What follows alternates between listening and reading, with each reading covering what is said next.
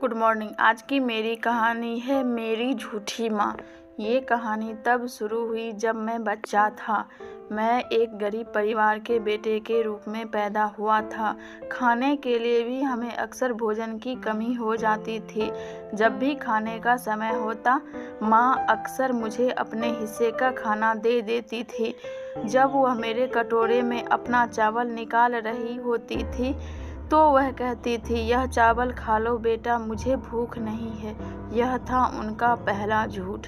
जब मैं बड़ा हो रहा था, मैंने ये देखा कि मेरी माँ दृढ़ निश्चयी है। हमारे घर के पास एक नदी था, उसमें लोग मछलियाँ पकड़ा करते थे। माँ भी खाली समय में मछलियाँ पकड़ने वहाँ जाया करती थी। उसे उम्मीद थी कि उसे जो मछलियाँ मिलेगी वह मुझे मेरे विकास के लिए थोड़ा सा पौष्टिक भोजन दे सकती है। मछलियाँ पकड़ने के बाद वह मछलियों से एक ताज़ा सूप बनाती थी, जिससे मेरी भूख और बढ़ जाती थी।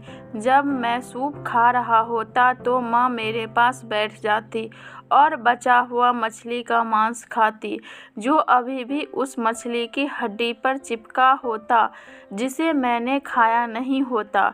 जब मैं उन्हें अपनी थाली में से मछली खाने को कहता तो वह कहती, उसे ऐसे ही हड्डियों पर चिपका हुआ मांस पसंद है, इसलिए वो ये खाती है, उसे सूप पसंद नहीं है। वह था माँ का दूसरा झूठ। फिर जब मैं जूनियर हाई स्कूल में था, मेरी पढ़ाई के पैसों के लिए माँ ने एक छोटी सी कंपनी में काम करना शुरू किया।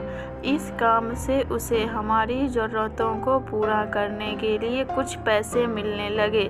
फिर सर्दियाँ आई। एक रात मैं अपनी नींद से उठा और अपनी माँ को देखा, जो अभी भी जाग रही थी।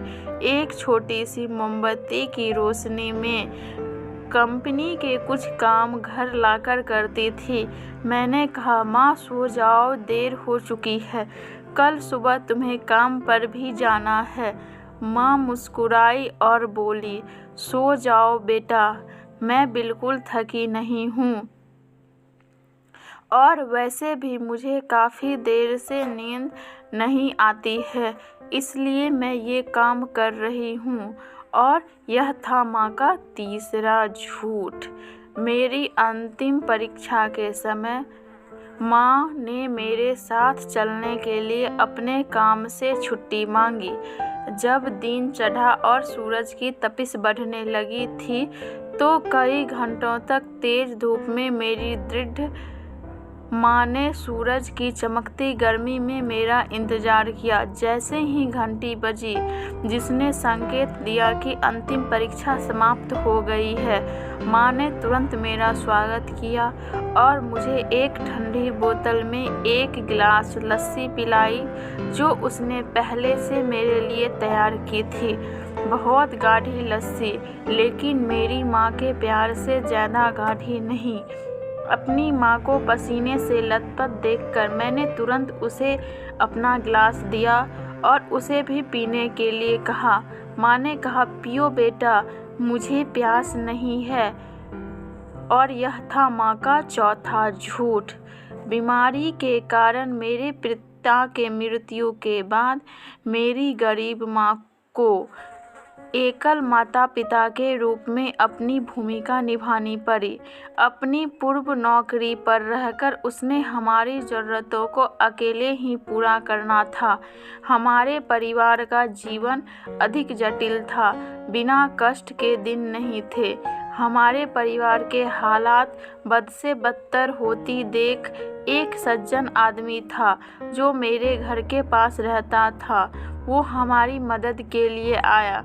वो छोटी सी बड़ी समस्याओं में हमारा साथ देता, हमारे बगल में ही रहता था।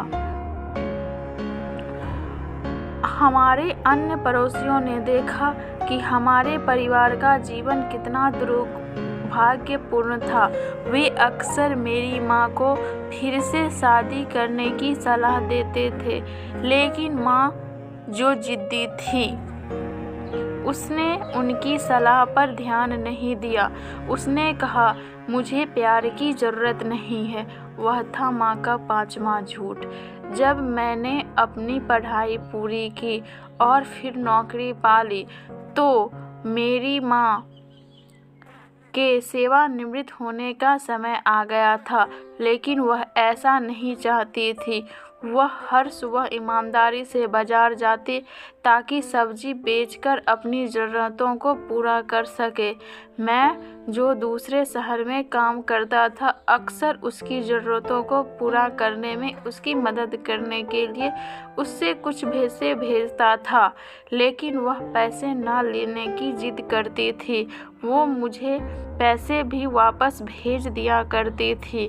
माँ कहती थी, मेरे पास पर्याप्त पैसे हैं। स्नातक की डिग्री से स्नातक होने के बाद मैं अपनी पढ़ाई मास्टर डिग्री तक जारी रखी। मैंने डिग्री ली जिसे एक कंपनी द्वारा स्कॉलरशिप के माध्यम से अमेरिका के एक प्रसिद्ध विश्वविद्यालय से वित्त पोषित किया गया। मैंने आखिरकार एक बड़ी कंपनी में काम किया, काफ़ी उच्च वेतन पाया। मैंने अपनी माँ को अमेरिका में अपने जीवन का आनंद के लिए जाने का इरादा जाहिर किया, लेकिन प्यारी माँ अपने बेटे को परेशान नहीं करना चाहती थी। उसने मुझे कहा, मुझे इसकी आदत नहीं, मैं वहाँ नहीं रह पाऊँगी, मेरा मन नहीं लगेगा। यह था माँ का 7वां झूठ। वृद्धा अवस्था में प्रवेश करने के बाद माँ को पेट का कैंसर हो गया और उन्हें अस्पताल में भर्ती कराना पड़ा। मैं, जो मीलों दूर और समुद्र से उस पार रहता था, सीधे अपनी प्यारी माँ से मिलने घर गया। ऑपरेशन के बाद वह बिस्तर पर कमजोरी के कारण लेटी हुई थी। माँ, जो इतनी बूढ़ी लग रही थी, गहरी तरफ से मुझे देख रही थी।